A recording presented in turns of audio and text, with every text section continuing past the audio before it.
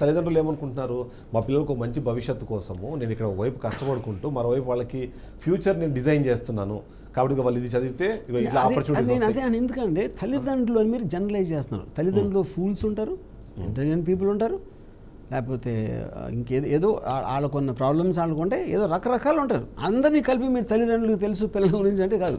ఇప్పుడు Elon Musk ఏమన్నాడు, విద్యా వ్యవస్థ తీసేయాలి అని అసలు తన పిల్లలందరినీ తనే స్కూల్ పెట్టుకోండి ఇంట్లో. వాళ్ళకి ఏం నేర్పాలి ప్రాక్టికల్గా అనేది అసలు ఆ కాన్సెప్ట్ అసలు ఎవడన్నా డిస్కస్ చేసాడు? అది ఎలాన్ మస్క్ ఎవరు చెప్పడానికి? అంటే అది ఎలాన్ మస్క్ డబ్బులు ఉన్నాయి, అప్పుడు తన స్కూల్లో పాస్ తనే ఇస్తాడు తన కంపెనీలో. ఓకే, కానీ ఇక్కడేమంటున్నారు, ఓకే ఎవరో పెట్టారు రూల్స్, ఆ రూల్స్ అప్పుడు ఎలాన్ మస్క్ పిల్లలకు సంపాదించిన ఎడ్యుకేషన్ మీరు అదే పెట్టాలి కదా, కోర్స్ ఎక్కడ కూడా పెట్టచ్చు కదా. అసలు అడిగారు అసలు ఏం చేస్తున్నాడని తెలియదు.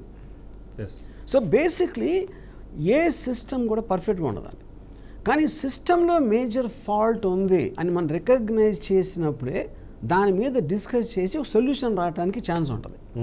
మీరు దాని వేపే వెళ్ళకుండా అది గుడ్డెద్దులో చేలో పడినట్టు అలా వెళ్ళిపోతూ ఉంటే ఫైనల్ ఎఫెక్ట్ డెసిషన్ తీసుకున్నవాడు రాదు, వాళ్ళ మూలన బలైపోతున్న స్టూడెంట్స్కి వస్తారు. కానీ మీరు ఎడ్యుకేషన్ సిస్టమే రాంగ్ అనుకున్నప్పుడు ఇదే ఎడ్యుకేషన్ సిస్టమ్ని బేస్ చేసుకొని ఈ మొత్తం వ్యవస్థ మొత్తం అంటే ఇది మీరు అంటున్న ఎలాన్ మస్క్ కూడా ఒకప్పుడు ఇంకో కాలేజ్కి వెళ్ళి చదివాడు, తను అక్కడ ఎంతో కొంత నేర్చుకొని వాళ్ళు ఎలాన్ మస్క్ అయ్యారు. సో ఈ వ్యవస్థ ఇలా ఉన్నప్పుడు మనం ఈ వ్యవస్థని తప్పు మొత్తం డెమాలిష్ చేయాలి అనుకుంటే అదే అన్న ఎవల్యూషన్ అనేది ఏంటంటే ఇప్పుడు ఒకళ్ళు స్టార్ట్ అయ్యారు. లాంగ్వేజ్ అంటే ఏంటి? Organising the noises in the mouth. మీ నోరు చేయగలిగే నాయిసెస్ని ఆర్గనైజ్ చేసినప్పుడు అది ఒక లాంగ్వేజ్ అవుతుంది. ఆ different organisation of the same noise different languages అవుతుంది. అక్కడి నుంచి రైటింగ్ నుంచి ఇంకోటి ఏదో ఇది this is what is called evolution. ఎవల్యూషన్కి ఎప్పుడు మీకు ఒక స్టేజ్ ఎప్పుడు మారుతుందంటే దానికి అంతకు మించి మీరు ఏ సిస్టమ్ మీరు బేస్ చేశారో మెమరీ బేస్డ్. ఇప్పుడు జనరేషన్స్ ఏమవుతుంది, ఇప్పుడు సపోజ్ 2 కారణాల వల్ల మనుషులు అడ్వాన్స్ అయ్యారు. ఒకటి కమ్యూనికేషన్, నోరు, ఇంకొకటి చేతులు. మీ నోట్లోంచి వచ్చినది దాన్ని చేసి చేతులతో రాశారు, పెట్టారు, ఏదో బొమ్మలు వేశారు. ఈ 2 ఆస్పెక్ట్స్ అనేది మీకు జనరేషన్. అప్పుడు మీరు ఒక జనరేషన్ నేర్చుకున్నదంతా రెండో జనరేషన్ మళ్ళీ మొదటి నుంచి నేర్చుకోకుండా ఇక్కడ నుంచి అడ్వాన్స్ అవ్వచ్చు. That is what happen in the course of. ఇప్పుడు ఏమైందంటే ఆ పాసింగ్ ఆన్ ఆస్పెక్ట్ ఒకటి, మెమరైజ్ చేయడానికి ఉన్న ఆస్పెక్ట్ ఆర్టిఫిషియల్ ఇంటెలిజెన్స్ వల్ల దాని మీనింగ్ లేదు ఇప్పుడు. అది టోటల్గా. అప్పుడేంటి, ఇప్పుడు ఎవల్యూషన్ లేదు. You have to change the fundamentals of what you think is education. అప్పుడేంటి, మీకు ఇండస్ట్రియల్ రెవల్యూషన్ 70s, 60sలో పీక్ అయింది. మస్సుల్ని రీప్లేస్ చేసింది. తోసే పనులు, లాగే పనులు, ఎత్తే పనులు, ఇలాంటివన్నీ మషిన్స్ చేయడం మొదలైంది. అప్పుడు మీకు మిగిలిన టైంలో skilled work, thinking work, analytical work చేసి మొదలెట్టాం మనం. దాంతో బ్రెయిన్స్ పెరిగినాయి. ఇప్పుడు ఆర్టిఫిషియల్ ఇంటెలిజెన్స్ ఏమైందంటే అది మైండ్ని రీప్లేస్ చేస్తుంది. మసిల్ అయిపోయింది ఆల్రెడీ. మైండ్ని రీప్లేస్ చేసినప్పుడు అంటే మీకన్నా డేటా ప్రాసెసింగ్ ఎక్కువ చేస్తుంది, అనాలిసిస్ ఎక్కువ చేస్తుంది, సొల్యూషన్స్ మీకన్నా బెటర్ చేస్తుంది. అప్పుడు ఎడ్యుకేషన్ అనేది మళ్ళీ మీరు రీథింక్ చేయాలి కదా. ఎప్పుడైతే మనకి కారు వెళ్ళింది, మనం నడిచి వెళ్ళినప్పుడు కారు ఎక్కి వెళ్ళాం, నడవాల్సిన అవసరం లేదు కాబట్టి. అప్పుడు మనకన్నా బెటర్ మైండ్ మన ఫోన్లో ఉన్నప్పుడు మీ మైండ్ ఎందుకు ఇప్పుడు ఏ విధంగా మీరు డెవలప్ చేస్తున్నారో ఆ మైండ్ ఇంక పనిచేయదు. ఇప్పుడు మీరు కొత్తగా చూడాలి హ్యూమన్ మైండ్ ఏం అవుతుంది, ఏం చేయగలుగుతుంది. అది ఎక్కడి నుంచి వస్తుంది? ఎడ్యుకేషన్ సిస్టంలో. కానీ ఎడ్యుకేషన్ సిస్టమ్ ఏమో పాత పద్ధతులు నడుస్తుంది. ఇక్కడ మన ప్రపంచంలో ఉన్న అవసరం ఏమో దీని నుంచి వస్తుంది. మీరు అంటున్న అడ్వాన్స్ ఎడ్యుకేషన్ సిస్టమ్ కూడా ఇప్పుడు ఒకసారి గ్రాడ్యుయేషన్ వరకు రెగ్యులర్గా ఉన్న సిస్టంలో వెళ్ళినా సరే ఇప్పుడు గ్రాడ్యుయేషన్ తర్వాత మనం చూసినప్పుడు ఏఐ మీద టూల్స్కి సంబంధించి కానివ్వండి, లేకపోతే అడ్వాన్స్ ఈ లాంగ్వేజెస్, మెషిన్ లెర్నింగ్, ఇవన్నీ కూడా డిప్లొమా కోర్సెస్ లాగానో స్పెషల్ కోర్సెస్ లాగానో నేర్పిస్తున్నారు. అక్కడ నుంచి మొత్తం ముందు తీసుకొచ్చేయాలంటారు ఇప్పుడు. అంటే ఆల్మోస్ట్ 10th నుంచి కోర్సెస్ అనేది మీనింగ్ లేదన్న. కోర్సెస్ ఏ కోర్సెస్ అనేది పాయింట్ కాదు. ఆల్రెడీ ఇప్పుడు మనకి ఎవల్యూషన్లో ఏప్స్, కోతులు ఉండి, నియాండర్తల్ మ్యాన్, తర్వాత ఏప్స్, తర్వాత నియాండర్తల్, ఇలాంటి రకరకాలు మారి మనం homo sapien species supposedly 60,000 years back నుంచి ఉన్నాం. ఇప్పుడు ఏఐ అనేది ఇంకో స్పీసీస్. అది ఓన్లీ థింగ్ ఈజ్ ఇన్ఆర్గానిక్. మనందరూ ఆర్గానిక్ స్పీసెస్ అంటే బ్లడ్, స్వెట్, బోన్స్ ఇలాంటి వాటిలో వచ్చిన దానికి ఇది ఒక సాఫ్ట్వేర్. కానీ ఇది కూడా న్యాచురలే ఎందుకంటే మనిషే క్రియేట్ చేసాడు, ఉన్న మటీరియల్తోనే క్రియేట్ చేసి మనం అంటున్నాం ఆర్టిఫిషియల్ అని. సో అప్పుడు మనకన్నా ఇప్పుడు మీకు ఒక ఎగ్జాంపుల్ చెప్తాను. నేను ఐన్ ర్యాండ్ నావెల్స్ని ఒక 2-3 సంవత్సరాలు చదివాను నా కాలేజ్ టైంలో. విపరీతంగా నా మీద ఒక ఇన్ఫ్లుయెన్స్ అర్థం చేసుకోవడానికి చదవడానికి నాకు 2-3 సంవత్సరాలు పట్టింది. నేను ఈ మధ్యన జస్ట్ 3 వీక్స్ బ్యాక్ గ్రాక్ 3ని ఐన్ ర్యాండ్ ఆన్సర్ చేయలేని క్వశ్చన్స్ 5 క్వశ్చన్స్ చెప్పమని అడిగాను. ఇచ్చింది. ఆన్సర్ చేయలేని క్వశ్చన్, అది అర్థం చేసుకోండి. అంటే ఇప్పుడు పాయింట్ ఏంటంటే ఐన్ ర్యాండ్ 1965లో రాసింది ఫౌంటైన్ హెడ్. ఆ టైంలో 65 అంటే మీకు ఆల్మోస్ట్ 60 years అయిపోయింది రాసి.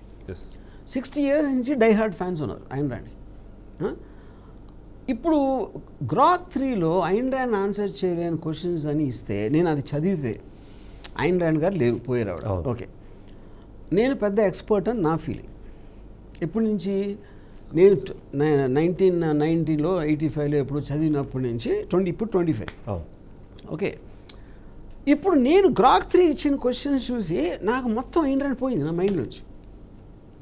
ఐన్ ర్యాండ్ బతుకుంటే ఆన్సర్ ఇచ్చేవారేమో నాకు తెలియదు, నేను ఇవ్వలేకపోతున్నా. నాకు ఐన్ ర్యాండ్ ఏం చెప్పారు కదా, ఐన్ ర్యాండ్ గారు ఇన్ఫ్లుయెన్స్ తోటి నాకు కనెక్షన్, కానీ ఐన్ ర్యాండ్ గారు కాదు కదా కనెక్షన్, నా కనెక్షను. అప్పుడు నేను ఆల్మోస్ట్ 40 ఏళ్ళు నేను ఎదవల్ల ఇది బిలీవ్ చేశాను అన్న ఫీలింగ్ వచ్చేసింది. ఓకే, అప్పుడేంటి, మీకు అంతకు ముందు నేను ఇంతకాలం బిలీవ్ చేసి నేను ఒక ఎక్స్పర్ట్లా ఫీల్ అయింది ఒక్క సెకండ్ తీసి బయటపడేసింది. ఇప్పుడు అలాంటప్పుడు మీరు మనిషిని నమ్మడం, టీచర్ని, ఏ మనిషిని అంత పెద్ద ఫిలాసఫర్ ఇది సెకండ్ల మీద అది ఇచ్చేస్తా ఉంటే మీరు ఏ ఉద్దేశంతో మీరు ఆవిడ ఒక పెద్ద గురువు, లేకపోతే ఈయన ఒక పెద్ద రైటరు, అతను ఎవరో పెద్ద ఫిలాసఫరు, ఇలా అన్ని అనుకున్న వాళ్ళందరూ కూడా ఆర్టిఫిషియల్ ఇంటెలిజెన్స్ ముందు they are not there. That is the point. అప్పుడేంటి, మీరు అసలు చదివేందుకు మీరు చదివేందుకు, చదువుకు ఫైనల్ రిజల్ట్ ఏంటి, ఎగ్జామ్ పెడతారు. అప్పుడేంటి, అసలు మీరు చదువులన్నీ క్యాన్సిల్ చేసేసి ఎగ్జామ్ పెట్టాలి.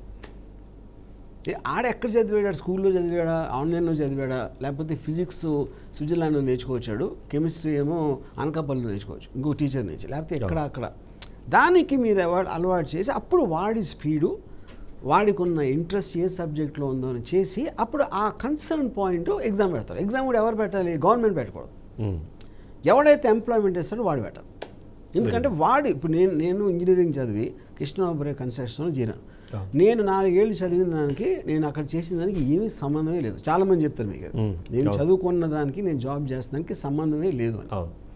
ఎప్పుడు ఉంటుంది సంబంధం, నేను ఫ్లూయిడ్ మెకానిక్స్ ఒక్కటే నేను ఇంట్రెస్ట్, అదే నాకు చదివించారు అనుకోండి, నేను దాంట్లో ఎంతో కొంత ఎక్స్పర్ట్ అవ్వడానికి ఛాన్స్ ఉంది. దానికి సంబంధించిన జాబ్కి నాకు ఇస్తారు. ఎవరు ఇస్తారు, ఫ్లూయిడ్ మెకానిక్స్ ఆ పర్టికులర్ నాలెడ్జ్ ఒక కంపెనీకి ఎక్కడైతే అవసరమో నేను వాడి దగ్గరికి వెళ్తే నాకు ఉందనుకుంటే వాడు ఇస్తాడు.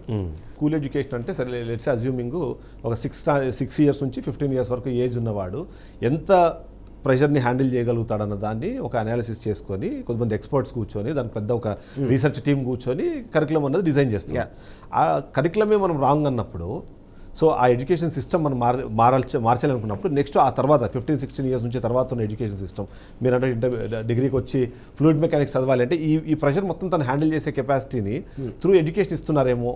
కానీ మీరు ఎడ్యుకేషన్ అనేది జనరల్గా వాడుతున్నారు. ఎడ్యుకేషన్ అంటే ఇట్ ఈస్ నథింగ్ బట్ మీకు చెప్పటం, మీకు తెలియని ఒక కొత్త విషయం చెప్పి ఆ చెప్పింది మీరు నేర్చుకుని ఎంత ఎక్స్పర్ట్కి వెళ్ళారని దాని మీద మీ ఉపయోగం అనేది ఫలానా దాంట్లో ఉంటుంది. సొసైటీకి కానీ ఒక కంపెనీకి కానీ ఇది దాని మూలాన మీరు డబ్బు సంపాదించారా, మీ ప్యాషన్, మీరు ఎవరికో హెల్ప్ చేయడానికి మళ్ళీ నేర్పిస్తున్నారు, ఈ రకరకాల ఎవెన్యూస్ ఉంటాయి. కానీ ఆ ఎవెన్యూస్ అన్నీ కూడా ఇప్పుడు కట్ ఆఫ్ అయిపోతున్నాయి. ఎందుకు, ఆర్టిఫిషియల్ ఇంటెలిజెన్స్ ప్రతి ఒక్కటి జేబులో ఉంది, మీకు ఎవరు అవసరం లేదు చెప్పడానికి. దానికన్నా ఉన్న నాలెడ్జ్ ఉన్నవాళ్ళు మనుషులు అనేది లేరు. ఇదేంటి ఇంకోటి, ఇప్పుడు సపోజు నేను ఇప్పుడు ఐన్ ర్యాండ్ ఎగ్జాంపుల్ మళ్ళీ చెప్తాను. నేను 2 ఏళ్ళలో నేర్చుకున్నది జిస్ట్ ఆఫ్ ఐన్ ర్యాండ్ అంటే ఇచ్చింది అనుకోండి, నాకు అదే తెలుసు అదేమి ఇచ్చిందో. కానీ ఇప్పుడేంటి, ఐన్ ర్యాండ్ పేరు వినని వాడికి కూడా వాడి దగ్గర ఉంటుంది. అడిగితే మనకి నాలెడ్జ్ ఎప్పుడు మనకు సందర్భం బట్టి ఉంటుంది. పర్టికులర్ సందర్భంలో ఒకళ్ళు గుర్తొస్తారు, ఏంటి ఇది లా ఉందనుకోండి, ఇప్పుడు మీకు ఏదో కేసు వచ్చింది అనుకోండి, అప్పుడే మీరు ఏంటి ఏం కేసు అది, ఏ సెక్షను అని లాయర్ని అడుగుతారు. అవును. ఇప్పుడు artificial intelligence can draft a legal defence. ఏంటి ఈ సెక్షన్ ఏ కంట్రీలో ఏంటి అంటే అది చెప్పేస్తాం. అప్పుడేంటి లాయర్కి తెలిసినంత నాకు 1% కూడా తెలీదు అని నేను అనుకున్న రోజుల నుంచి ఆల్మోస్ట్ లాయర్ అంతా తెలిసే సాధన నా దగ్గర ఉంది. అవును. అప్పుడు నాకు అట్లీస్ట్ కౌంటర్ చెక్ చేసుకోవడానికి చెప్తుంది కరెక్టా కాదా అని ఇంకొక సెకండ్ ఒపీనియన్, థర్డ్ ఒపీనియన్ ఇలా తీసుకోవడానికి మీకు అవకాశం ఉంది. ఎవరికి ఉంది? అందరికీ ఉంది సమానంగా. ఇప్పుడు మంచి స్టూడెంటు చాలా మెమరీ పవర్ ఎక్కువ ఉంది, అది ఇది దానికి సంబంధం లేదు. సో ఒక బెస్ట్ టీచర్ చేసేది, నాకు ఎక్స్ప్లెయిన్ చేసేది, నాకు ఒక సాధనం ద్వారా అది నా జేబులో నుంచి నేను బయటికి వచ్చేస్తూ ఉన్నప్పుడు టీచర్ ఏం చేస్తారు ఇంకా? సో టీచర్ అనే మాట అనేది ఫస్ట్ తీసేయాలి. That is my point. Teacher అనేవాడు లేడు ఇంకా. Because no human being can be superior to AI. Yes, అంటే మీరు అన్నట్టు సమాజము అనే దానికన్నా దాంతోపాటు ఇప్పుడు హ్యూమన్ ఈజ్ సోషల్ యానిమల్ మనకి. సో సొసైటీలో ఏం జరుగుతుందో తెలుసుకోవాలనుకున్నా, లేకపోతే ఇంకో దాని మీద నాలెడ్జ్ పెంచుకోవాలన్నా డిఫరెంట్ సబ్జెక్ట్స్ కూడా చదవాలి. ఫర్ ఎగ్జాంపుల్ చాలా మందికి ఒక క్వశ్చన్ ఉంటుంది, చరిత్రలో పానిపట్టు యుద్ధం గురించి డిగ్రీ చదివే వాళ్ళకి ఎందు అంటే, కానీ డిగ్రీ చదివేవాడు కాకపోయినా అతను ఒకవేళ ఫర్దర్గా ఐఏఎస్ ఇంకోటి ఏదో అవ్వాలి అంటే ఈ క్వశ్చన్కి ఆన్సర్స్ తెలుస్తున్నారు కాబట్టి నేర్పిస్తున్నారు అని ఒక పాయింట్ చెప్తున్నారు. అదే ఐఏఎస్ ఆఫీసర్ కూడా ఏం చేస్తున్నా అడగాలి కదా మీరు ఫస్ట్. ఐఏఎస్ ఆఫీసర్ జాబ్ ఏంటి? మీకు యూపీఎస్సీ ఎగ్జామ్స్లో అన్ని అది చదివి జనరల్ నాలెడ్జ్ ఉంది కాబట్టి ఇచ్చారా? ఆ పర్టిక్యులర్ జాబ్ ఏదైతే ఐఏఎస్ ఆఫీసర్ అందరూ ఒకే జాబ్ చేయరు కదా, వాళ్ళు వేరే వేరే డిపార్ట్మెంట్లో చేస్తారు. కానీ ఫైనల్గా మీకు కామన్గా కావాల్సింది అతని IQ level, general knowledge level. General knowledge level అనేది ఇలాంటి యాప్స్ ఉన్నప్పుడు మీనింగ్ లేదు. పానీపట్ యుద్ధం అంటే నేను చెప్తాను, ఒక చిన్న పిల్లోడు చెప్తాడు, డ్రైవర్ చెప్తాడు, ఆటో రిక్షా వాడు చెప్తాడు, ఎవడన్నా చెప్తాడు గూగుల్లోకి వెళ్తే. సో లైక్ వైజ్ అది అందరికీ తెలిసినప్పుడు ఎక్స్పర్టీజ్ ఎలా ఉంది దాంట్లో? అప్పుడు దీంట్లో నేను బాగా పైకి రావాలి, నేను పైకి నేర్చుకోవాలి అనే దానికి మీనింగ్ పోతుంది. ఇప్పుడు ఫర్ ఎగ్జాంపుల్ నేను బాగానే తీయగలుగుతాను సినిమా, నేను ఇప్పుడున్న డైరెక్టర్ కన్నా కొంచెం బాగానే తీయగలుగుతాను ఒక మోటివేషన్తో నేను వచ్చాను ఇండస్ట్రీలోకి. కానీ ఒకవేళ అసలు నేను ఊహించలేని లాంటి సినిమాలు ఉన్నాయనుకోండి, అప్పుడు నేను ఎందుకు వెళ్తాను? అసలు ఆ ఫీల్డ్లోకి వెళ్ళను కదా, నేను అడుగు కూడా పెట్టను. కరెక్ట్. ఎందుకంటే నాకన్నా చాలా సుపీరియర్ ఉన్నారు, నేను వాళ్ళ ముందు సరిపోను. ఇప్పుడు ఇంకా సింపుల్ ఎగ్జాంపుల్, ఒక పరుగు పందెం అవుతుంది, ఆడేవాడు పరిగెడుతున్నాడు, నాకన్నా 10 అడుగులు ముందు పరిగెడతాం అంటే నాకు ఒక విపరీతమైన ఉత్సాహంతో ట్రై చేస్తాను ఆయన దాటేయడానికి, ఇంకా ఫాస్ట్గా పరిగెట్టి ఏదో ట్రై చేస్తాను. అదే వాడు 1 మైల్ వెళ్ళిపోయాడు అనుకోండి, ఏం చేస్తాను? ఆగిపోతాను. ఎందుకంటే ట్రై చేయడం అనవసరం అని తెలిసిపోతుంది. అప్పుడు ఇంకా రూట్లో వెళ్ళకూడదు, మనం అందుకోలేని చోటకి మనం వెళ్ళకూడదు. అప్పుడు వేరే వెన్యూ ఏమైనా ఉందా, దానికి ఏమైనా వేరేగా తయారు చేయాలి, అవసరం ఉందా, అది ఆలోచించాల్సిన పరిస్థితి ఇప్పుడు నేను చెప్పేది అది. అది మీరు అన్నట్టు ఒక అడ్వాన్స్ టెక్నాలజీ అంటున్నారు మీరు. ఫర్ ఎగ్జాంపుల్ రాకెట్తో మనం అంతరిక్షంలోకి వెళ్ళిపోతున్నాము, AK-47 గన్నుని ఇప్పటికే తయారు చేస్తాం, కానీ దాన్ని ఎలా యూజ్ చేయాలో కావాల్సిన లెర్నింగ్ ఏదైతే ఉందో అది ఎడ్యుకేషన్ సిస్టమ్ అనుకోవచ్చు కదా. ఎడ్యుకేషన్ సిస్టమ్ ద్వారా ఆ అడ్వాన్స్ టెక్నాలజీని యూజ్ చేయడం ఎట్లా? అది అక్కడ పాయింట్. ఇప్పుడు ఏంటంటే ఆర్టిఫిషియల్ ఇంటెలిజెన్స్కి ప్రతి టూల్, ఇప్పుడు న్యూక్లియర్ బాంబు కూడా కనిపెట్టాం, మనుషులు కనిపెట్టారు, వాళ్ళే డిసైడ్ చేస్తారు వేయాలా వద్దా, ఎక్కడ వేయాలి, ఏం వేయాలి. అది వాళ్ళు బటన్ నొక్కు అలాంటి ప్రాసెస్ లేకుండా అది వెళ్ళవు. A is not like that. Artificial intelligence can think for itself, analysis చేయగలుగుతుంది. చేసి ఇట్స్ ఎ క్వశ్చన్, మీరు ఆటోమేటెడ్ చేసి ఇలాంటి పరిస్థితుల్లో ఇలా చేయాలి అని దానికి టాస్క్ ఉన్నప్పుడు అది 20 ఈవెన్ ఆస్క్ యూ ఫ్యూచర్లో